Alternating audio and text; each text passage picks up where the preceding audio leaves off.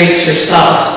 But without connecting to us and connecting to each other, the solutions don't come. So I will just close by saying I think one way we end panhandling is for Andrea to know Fred, or for Christina to know Stephen, or for other people to meet someone who's panhandled or experienced homelessness and see how you can build in that relationship to end it.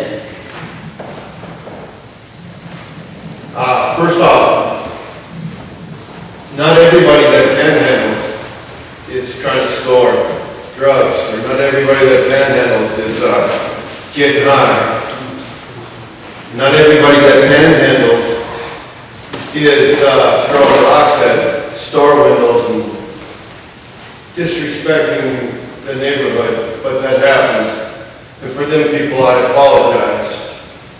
But for my own opinion, fellowship and education, getting to know the person you're sitting next to, is a way of dealing with it. But I think, to honestly answer the question of ending panhandling, I don't know if you can end it. As long as you have ignorance and need, you probably never end it. But I hope, we all hope we can. I'm sorry if that's saying the wrong thing. I don't know my answers, Fred. I don't believe in homelessness or panhandling. And I want to refer to a scripture in the Bible in Acts that there were some men sitting at the gate, and there were some apostles entering into that gate. And this is in Acts.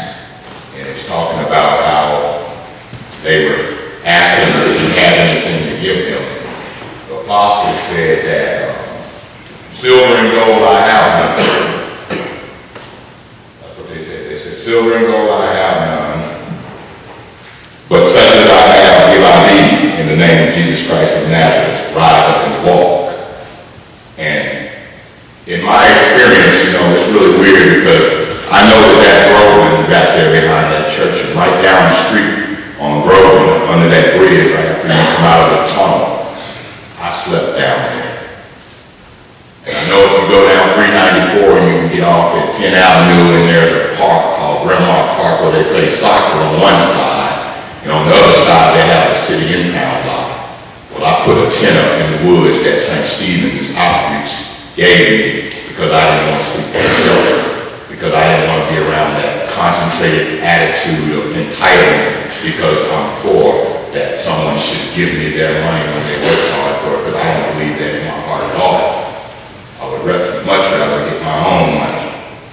But there are times when you just need, you might lock your keys in your car downtown while you're on your way somewhere at a parking meter, and your purse is in there too, and you just might need 50 cents to put it in that meter, so you won't get a ticket. And if you ask somebody for that, is that the same panhandling? Or is it even considered panhandling? Or if I put a suit on and ask for some change, is that panhandling? Or if I'm dirty and ask for some change, is that rude? It's just a circumstance.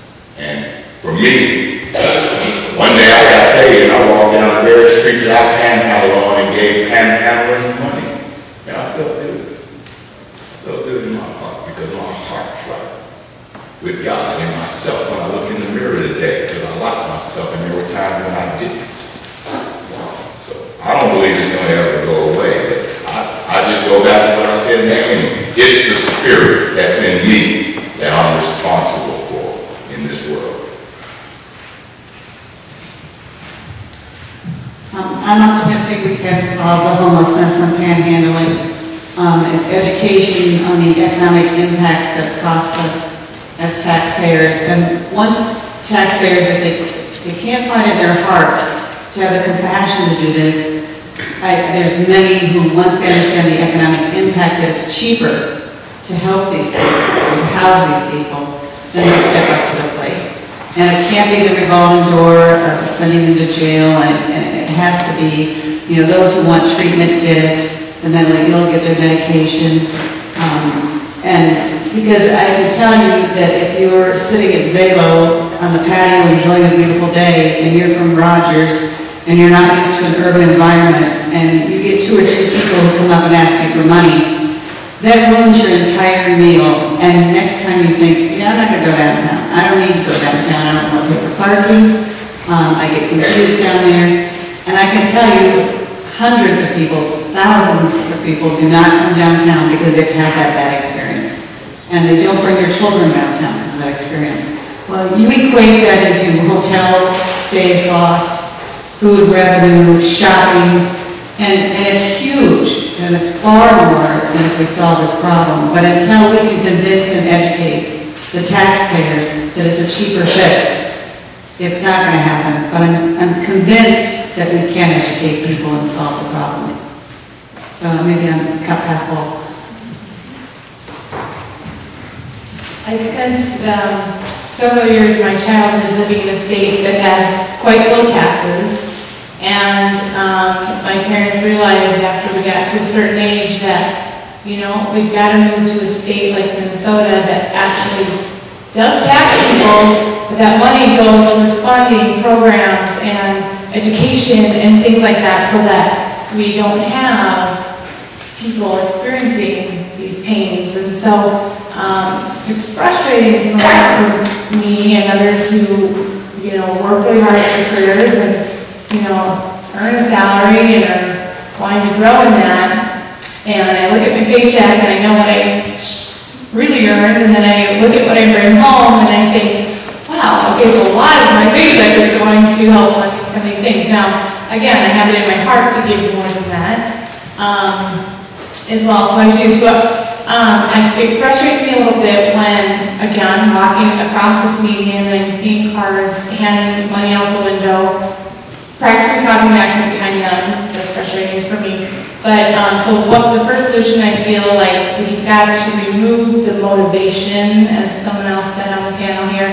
If there's not a payoff for the activity, then they're going to have, people who are in need of help are going to be forced to go to all these services that we provide all over the place to help them get them what they really need: medication, mental health care, a bed, food, etc. And I agree again with the housing thing. We have sent several teams of people along with grocery bags, every grocery bags of food out to serve at several of these, shelters, or soup kitchens, that's probably an older term, but, and as soon as that meal is served, the doors get shut, and all these people were forced out of the shelter onto the cold street in December. And we all drove to the office to go to work. Well, I'm wondering, where are they going all day? And why is this building been announced and empty all day? So I understand there's nowhere to go for a lot of these people. And what they need is warm, someplace warm they can go and be safe. And I know that, and I understand that. And then I also feel like we need to create, as a state, benefit gaps. Encourage people to get some kind of income. I feel like there's more benefits for people to not take a job, because if they take a part-time job, well, their benefits go down in another area, and it's actually worse off for them. So I see help wanted signs all over the place. I do. Everywhere I'm going now, I'm seeing help wanted signs, and I keep thinking to myself, why do I have so many friends who can't find jobs right now? And jobs that, not everybody wants to take right away, but sometimes you gotta do what you gotta do, and I think I'd personally rather make some coffee in a coffee shop than be on the street. How to end panhandling.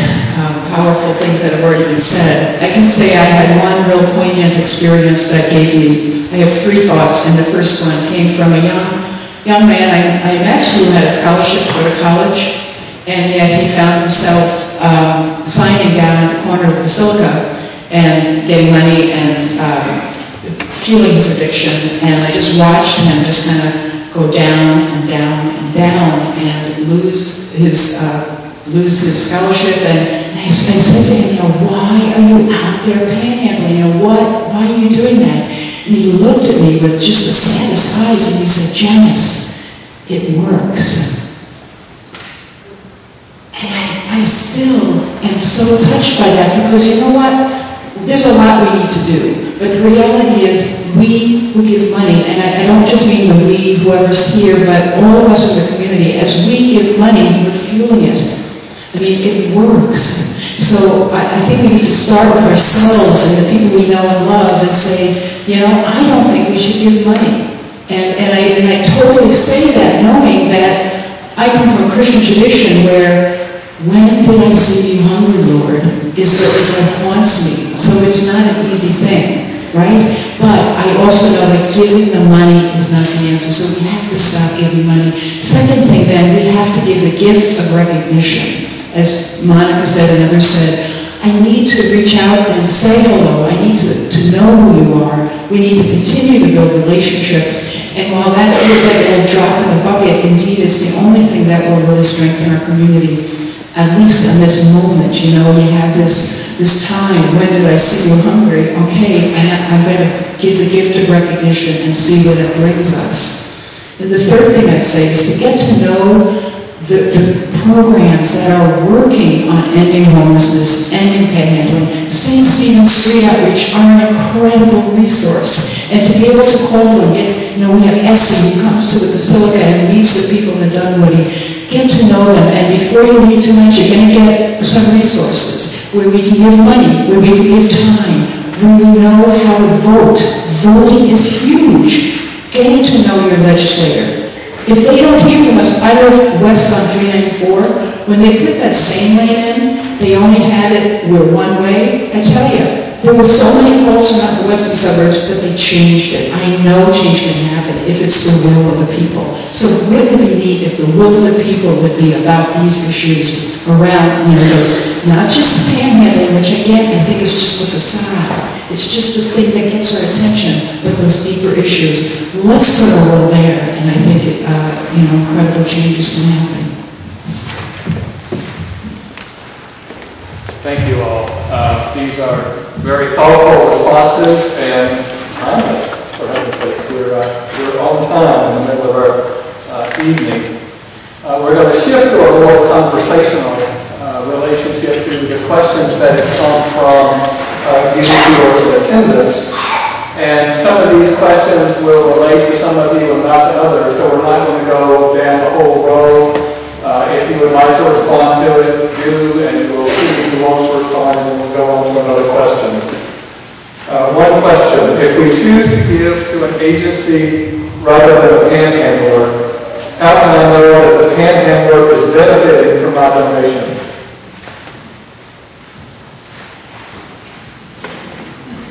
Okay, I'll start. Well, one of the options that we